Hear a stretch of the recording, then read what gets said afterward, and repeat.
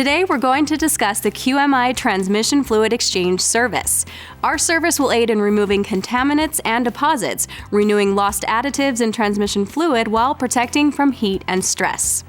Your safety is very important. Use extreme safety measures when working around a running engine. Remember to always block the vehicle's drive wheels with wheel chocks. Also, ventilate the vehicle's exhaust and always use safety glasses.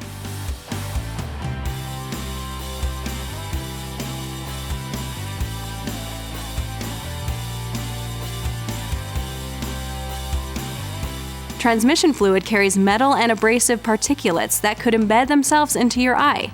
It's also a good idea to wear gloves. Look up the type and quantity of ATF in your electronic database or other source. This information is necessary for determining the correct type and quantity of ATF. Use the adapter lookup card. First, go to the site that lists vehicle year, make, and model. Note the adapter part number or numbers. Next, go to the side of the card with pictures of the adapters. Find the part number you previously looked up. Locate the adapter or adapters. Always match the adapters visually with the transmission lines before attaching. This prevents the possibility of cross-threading the wrong adapter onto the transmission cooler line. Make sure the used fluid tank is empty.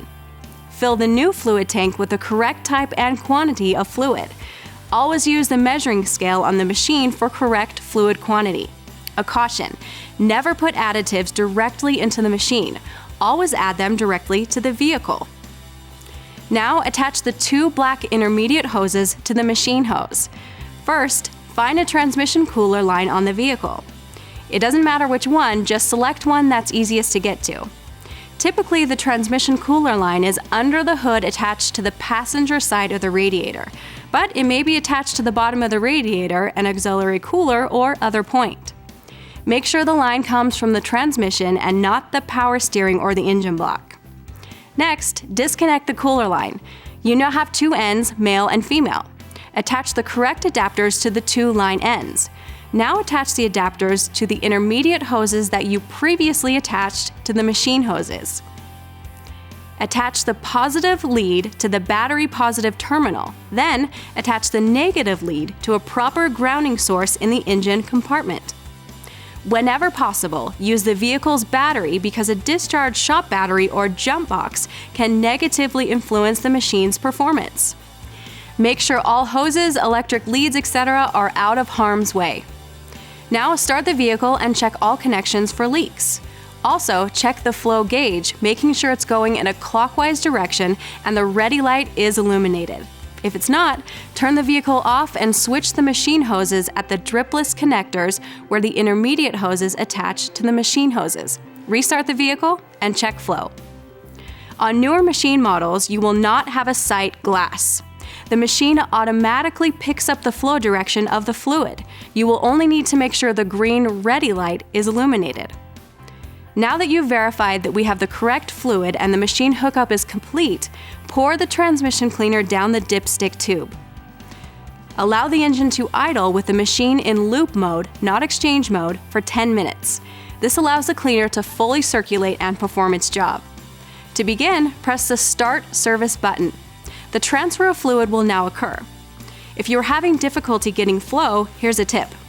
For shops with a GLE 900 servicing newer vehicles with inline thermostats, you can simply push the Start Service button and hold until the pump starts. This will initiate flow and the service will begin. You'll gradually see the new fluid level drop and the old fluid level rise. Don't be concerned if the new and old fluid levels are not equal. There is a 2-quart reservoir in the bottom of the tank that will fill first. When the fluid transfer is complete, the machine will automatically return to the loop mode and an alarm will sound.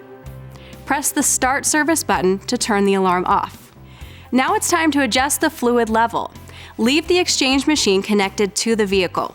Remember to check the fluid level in the vehicle. If you need to remove fluid from the transmission to prevent overfilling, simply hold down the Drain Transpan button with the vehicle running. 1 second equals roughly 1 ounce. It's better to remove a little too much than too little.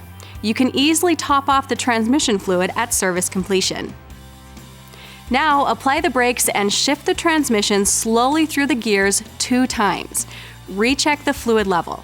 If you need to top off, hold down the top off button for 1 second for every 1 ounce you need to add. Important, do not overfill the transmission. Turn the vehicle off. Disconnect the machine. Reconnect the cooler line. Start the engine and verify there are no leaks. Finally, perform a quality control road test of at least 1 mile. Congratulations on completing the QMI transmission service and keeping your customers' vehicles running like new.